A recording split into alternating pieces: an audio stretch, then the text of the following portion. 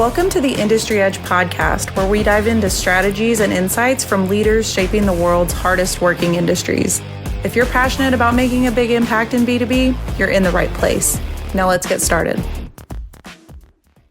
Hi, my name is Danielle Neely, your host of the Industry Edge podcast. This episode is brought to you by KNC Marketing. KNC Marketing is a full-service marketing agency that helps B2B industrial companies grow their brand and increase sales.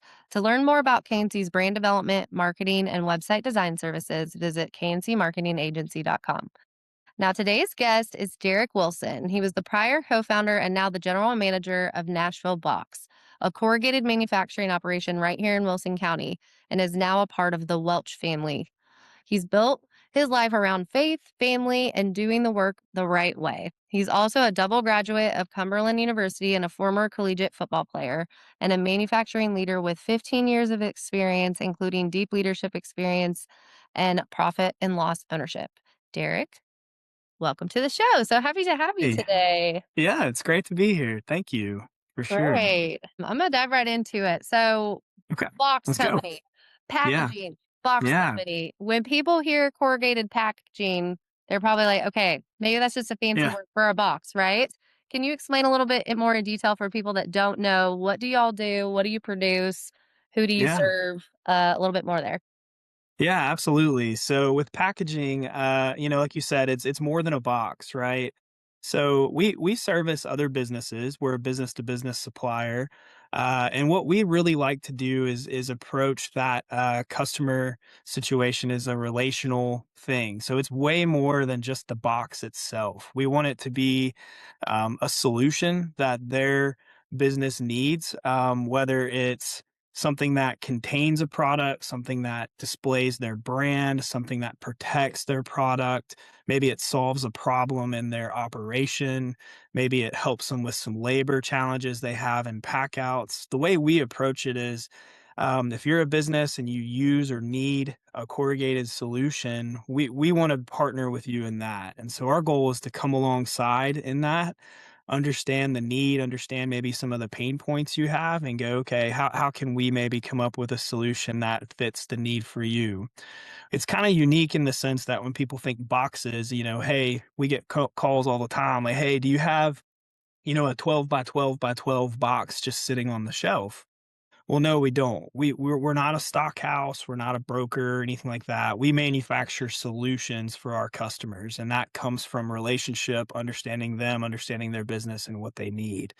So the way I kind of usually start the conversation with customers is, a box or packaging typically exists to do one of two things: protect your product or display your brand and create kind of opening solution or experience that maybe they're wanting with their product, or sometimes both. So what are you looking for? And then that kind of starts the conversation from there.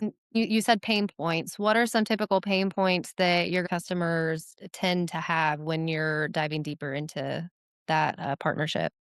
Yeah, I mean, it could be simple things like, just lead times to get product if they know what they need. It could be maybe if they're building a product and palletizing it for shipment, they don't have the right either configuration or stack strength, and they're seeing failures in their packaging leading to their shipments being, rejected, or their product being damaged. It could be something as simple as that, very structural. It could be pain points in their pack out. So if they've got kind of a high touch point pack out process, whether it's automated or not, packaging can be a great benefit if you have the right solution out there versus not. But sometimes if it's like, for example, automatically packed, it has to go through robotic or automatic case erectors. And if the packaging's not designed the right way or isn't the right type of solution, it can be a major pain point for them in their operation. And basically the message we get is, hey, our packaging can't be the reason we're down or the reason we're not shipping. So those are the pain points that we typically get phone calls about, or get an opportunity if it's a new relationship, to go Mhm. in and understand their business. Okay, that's interesting. So I'd say too, like that scenario that you just gave, if if packaging's coming out and it's getting damaged and ruined, that's a huge time and investment that they're Yep. losing out when they don't catch that sooner, I would assume, right? Mhm. Yeah, Yeah. absolutely. It's funny, corrugated packaging, a lot of people view it as just like a commodity industry until they have a problem, and then they understand and see the value in it typically. And so that's really what our goal is we try to, as a team, both on the sales side and even on the operational side, try to really build that relationship with our customers so that, one, we obviously minimize the problems that they may experience from it, but two, understand the value of that relationship because it can help save them costs both in direct observable ways and indirect ways that just help their business move smoothly. So people that don't like understand this world, break it down a little bit more as far as like who you are working with. Obviously everybody think of the big players, the FedEx, the Amazon, the people that have all Yeah. these huge needs for packaging and boxes. But kind of where do you guys fit into the larger picture of people that need boxes at that scale? Yeah, so at a really high level, pretty much anything you get in e-commerce or in a grocery store or in a brick and mortar store, at some point in the supply chain, almost guaranteed was in some sort of corrugated packaging. So it's really an area that touches so much of the economy. Um, so because of that, there's so much opportunity really out there to get engaged in it. And I know, you and I have spoken before, but for us, one of the things we've tried to do here locally is we really want to get plugged in with local businesses, ideally locally owned, ideally, looking for packaging solutions, the regular users of packaging, the decision makers there. If it's a business owner, that's even better. Uh, Often they're manufacturers or they're people who are doing 3PL type work, but are using a lot of consistent packaging. But maybe they're not the big brand name companies you've heard of because, there's other players in the market that maybe will be a better fit for them. Not saying we don't still work with some of those as well, but our ideal fit are folks that are just kind of like us. They're here, they're local, and they're in the mid state and people that we can service, with their packaging needs. I love that. And I love Yeah. like if the for y'all listening, like if you go look at I mean, they're right off I-40. You see their big Nashville Box logo. The branding is very local. Like you can feel that it's different than just a normal packaging company. So I feel like that makes a lot of sense that that's who you guys are wanting to work with because that's what your brand says online for sure. Yeah, Um, absolutely. that's awesome. What excites you? Like you started like co-founder, now you're general manager in that shift. What are the type of things that fire you up as a leader like since your shift, now like it's Yeah. what fires you up the most? Honestly, it's a lot of the same things. When we started it, we had a lot of ideas and goals about growth and about, what a healthy business could be and what that looks like. And, even though we're a part of Welch Packaging now, which has been a great, acquisition, a great, transfer there. They've been a great support for us. Their network is awesome for us. It's still about growth and it's still exciting. And it's not just the growth of the business from a numbers perspective. It's growth in terms of, opportunities in the business. It's growth for people that are working in the business, maybe in new roles. But it really all comes back to that concept of growth. I mean, you're either growing or you're dying, and so we really want to be growing and are constantly pursuing that. And so, I mean, that's why we get up every day and go out and try to make sure that we're maintaining those customer relationships we have. We're growing with our customers, and we're out trying to knock down some new doors and build some new relationships with new folks as well. Yeah. If you're not growing, you're dying. That is one of our core values. Yep. It's grow, baby, Yep. grow. And if you're not growing, you're dying. That's right. That's not the truth. It sounds harsh, but it's true. If you're not Yeah. going up, then what are you doing? It's so critical. The challenge I think that we find is as you grow, you want to make sure that as you're growing, you're not losing the Mhm. touch maybe that was in your secret sauce when things were smaller. So how do you scale and still make sure your employees and your customers still feel just as valued, even though things maybe be getting larger around them and stuff like that. But yeah, growth is critical, like you said. Grow, baby, grow. For sure. That is a tough one. As a business owner, as a leader, it's like you want your we all have this idea, we're like, we do it the best. We just do it Yeah, the reality is we don't do everything the best. We're control freaks and we like to know what's going on with stuff, right? But at the end of the day, it's like if you have some solid core values and the right people on your team and you let them run with it, that growth is going to happen. But it's going yeah, to, if you take it all yourself and you try to do it yourself and make it the Danielle or the Derrick show, you're not going to grow. So, not gonna happen. That's yeah. right. Yeah. Yeah, you'll only grow to your personal scale and capability, and we all have a limit, right? Mm, So you're only gonna go so far if you try to do it alone. yep, So for sure.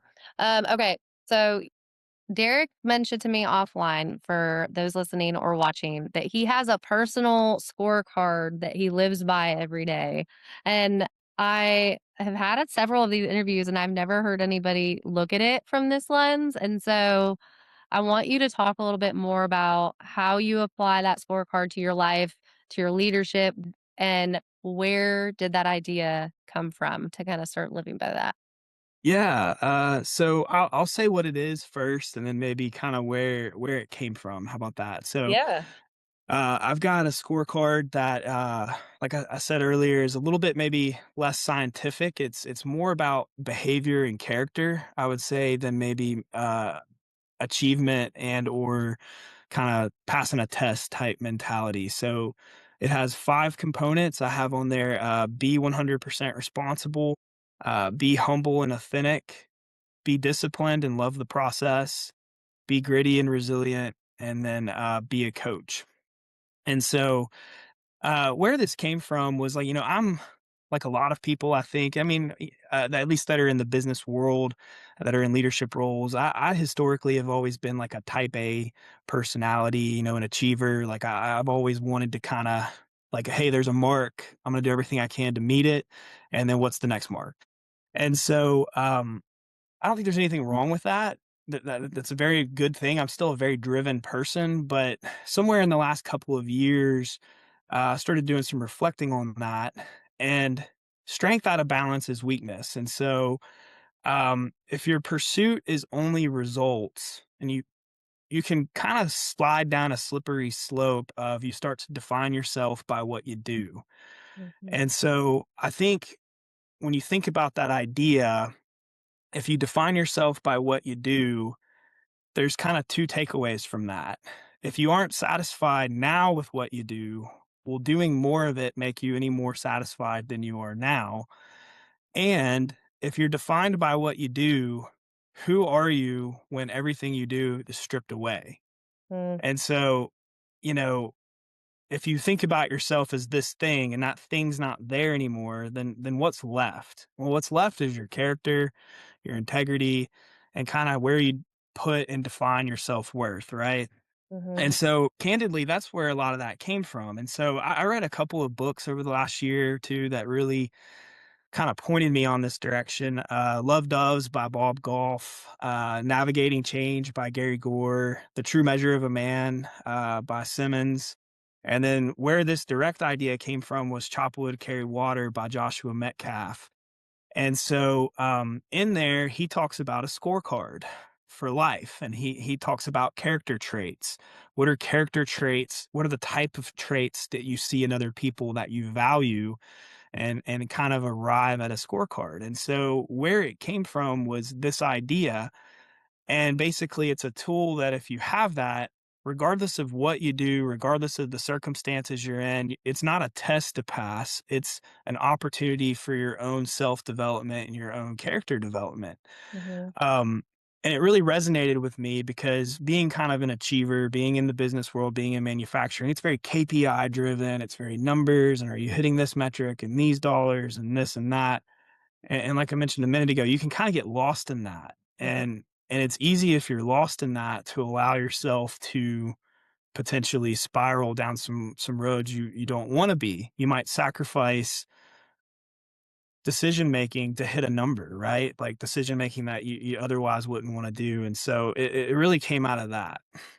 I Long love story that. short. You hit so many things in there that I want to ask and unpack a little bit more. So, Yeah. the first thing that you said of like, I resonate very deeply with what you said about the achieving and the constantly doing. And I know we've talked about this offline. Like, we're both believers, we're both, children of Christ at the end of the day. And it made me think of this book that I have sitting right here. Um, Tom Camacho. He's the chairman of, Mm, I'm a part of C12. So shout out Tom. But in his book, it's called Mining for Gold.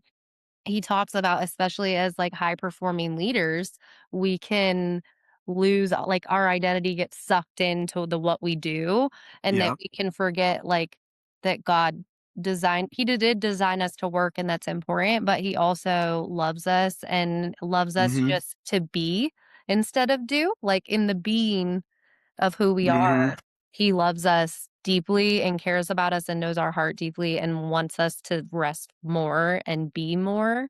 And it's in Yep. that book. And so that resonated with me a lot because it's like we're activators, just keep Yeah. grinding, keep going, like the hustle and Yeah. bustle. And it's like work is still a very important part of it, but you don't ever want to lose sight of like we are sons and daughters of Christ at the end of the day, and we are loved deeply more than we could Hmm. probably ever imagine. Yep. Uh, while still rocking it and crushing business goals and doing all Yeah. of that as well. But tell me a little bit more about as far as the each different one that you said, which one do you feel like you come back to the most in this season right now? Like which one is, or what is the harder one of like, ooh, that one I could have done a little bit better, and why? Yeah. Yeah, no, that's a good question. And I think first of all, you're dead on. Like, I mean, it's all about identity. And it doesn't mean that those KPIs and those metrics and those things Mhm, aren't important. It just means that if you focus on the behaviors and the habits around character building in circumstances, at least I think the other scoreboards are gonna follow. mhm, The reality is that if you focus on those, you could do your best and still come up short. mhm, But if you do that and still come up short, but you go about it from a character perspective the right way, you still grow and develop from that experience. And I think for me, that's where a lot of it kind of started to resonate. But in terms of specific ones, the one that I think has stuck with me the longest, even before I kind of did my own version of this, is 100% responsibility. And so what I mean by that is kind of this concept of I am 100% responsible.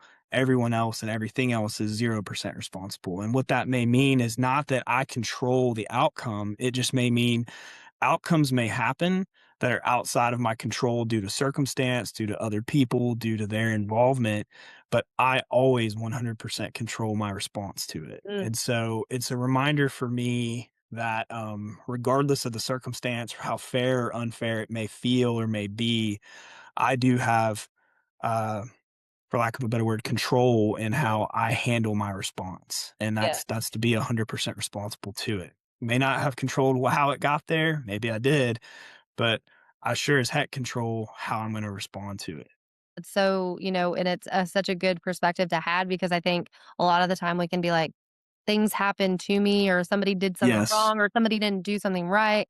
And it's like, yeah, maybe all those things are good and true, but you can also, the way that you respond to it shows a lot about your character and your integrity and how you operate and Mhm. treat people. So owning that and that you can control the controllables. Yep, Right. And the controllables are what you can do. You can't yep. control everybody else. And I think to answer your question too about which one I find the most challenging, I think it may be that one too, because it is really easy to allow yourself to go, "Oh, man, I didn't it wasn't my fault that thing happened," and kind of be the victim of circumstance or of somebody else's choices. It's very challenging in a daily decision to say, "Hey, I'm gonna take responsibility for this," and kind of choose to come out of it and maybe in a more healthy or appropriate way, right? Yep, So, for sure. Daily decision. Oh my gosh, yeah, if that's not like a daily decision, a daily surrender to yourself to be yeah, able to accomplish that kind of level yeah, of, I mean, because it's even we talk about it like at C12, it's like to live the way like Jesus let, I'm like, he didn't, people did him wrong, people did him dirty, and he still loved people and yeah, controlled. He told people how it was too, but like at the end of the day, mhm, It's like if we all aim to live like that, I feel like we'd be in a lot better place. So I love that. Yeah. I love that. You say be a coach. That was the last one that you said. What does that actually mean for you? I feel like Yeah. that, like on the shop floor, within the business, in your life, like what does that one mean? Yeah. So thinking back kind of to the identity part of the conversation, if you define yourself and your identity by what you do, you'll define your relationships by what people can do for you or what their value, how you perceive their value to be for you. And so the flip of that is um, really, I think where a lot of leadership principles come from. And so be a coach for me is kind of my way of reminding myself that like be a leader in life. And I chose the word coach because I think for a lot of people, especially anybody that played sports, some of the best examples of leadership traits and some of the best mentors people probably name, typically, I know at least for myself and a lot of people I know, were a coach they had at some point in their life. And Mhm. so when I think about what a good coach is, which again is very much a parable to what a good leader is, coaches are people who serve and put others first. They come alongside their players, they get to know their players, they lead with empathy, they lead with connection, they communicate well, they have a vision for the organization, but also have typically a vision for each individual player and what that person can be.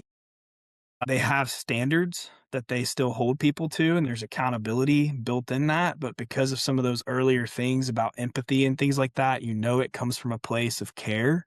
Mhm. And then they create an environment where when players win, they celebrate it. And when players fall short, you've created an environment where they can learn from that and help them pick themselves back up and grow and develop from it. So, like, when I think about a coach, it comes from that. And it's that kind of reminder to me of some of the examples I've had in my life that were strong mentors or doers of some of those principles around leadership, to try to emulate that in my work, in my life, in my walk, and things like that. So I think that's where that language comes from. What would you say your team would say about like your coaching? What would they say about your coaching style if you had to guess?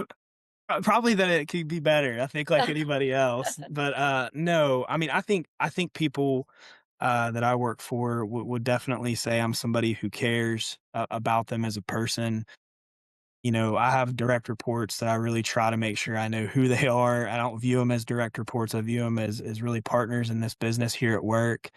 And even outside of work, kind of the same concept. Just try to be somebody who's engaged, who cares, who wants to come alongside people, try to meet them where they're at. And then, especially in the work environment, align on, hey, we're trying to get here. Let's talk through what that looks like. Let's work together to build a plan that we can, that they can own and move forward from there. But I think the first piece would be that at least I hope people would say I'm definitely somebody who's plugged into their lives and who cares. Yes, it sounds like that. I was gonna say, I think one of the like most admirable, and I'm actively working on it every single day, but listening first as a Yes. leader and being like emotionally intelligent is something that it sounds Yeah. like you have like a lot It of. And I think that's a lot of what many leaders get wrong a lot of the it's time. really hard to listen first. I mean, what's that old saying? You have 2 ears and 1 mouth for a reason to listen twice as much as you talk. I'm not good at that. I usually like to Mhm. speak. So that gets back into some of that scorecard, like, being humble, putting others first, taking time to be patient, and listen and ask the right types of questions that generate self-discovery and stuff like that. I mean, that's the hard part to be patient and take the time to do that. That's why I asked about the be a coach because there is a difference. It's even what I learned in this book by Tom. It's like coaching versus managing are very Yeah. different activities, right? Like Yes. coaching is you are guiding the leader or the person, but Yeah. they're doing the work.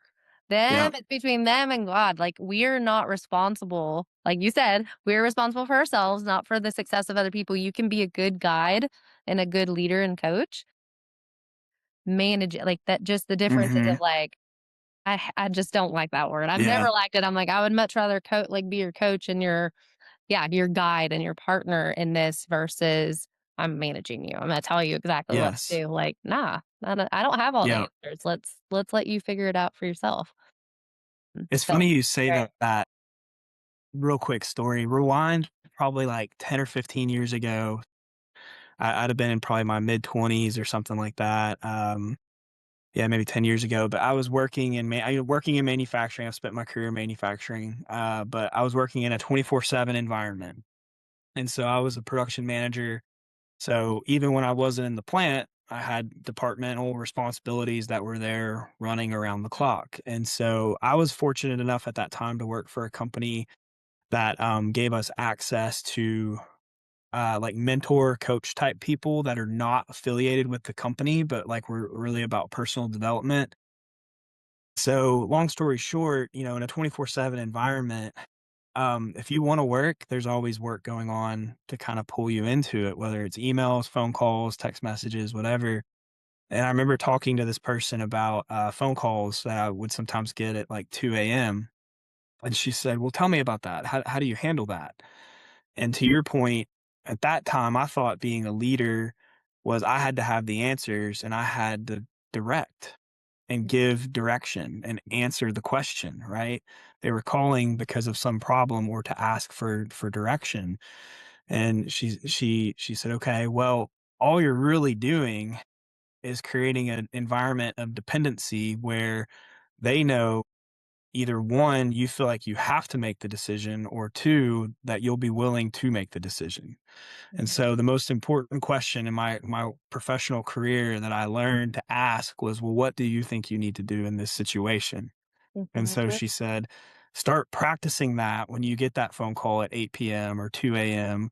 and ask them what they need to do and use that to create a conversational framework for empowerment, right?" And to your point, I think when I think about coaching, always think back to that feedback I got because it's very empowering, or it's very freeing to empower others to go be a better version of themselves. But it also takes a huge weight off your shoulder Mhm. because if you're trying to manage and direct and, like we talked about earlier, micro manage and control everything, there's a lot of weight on your shoulders, Mhm.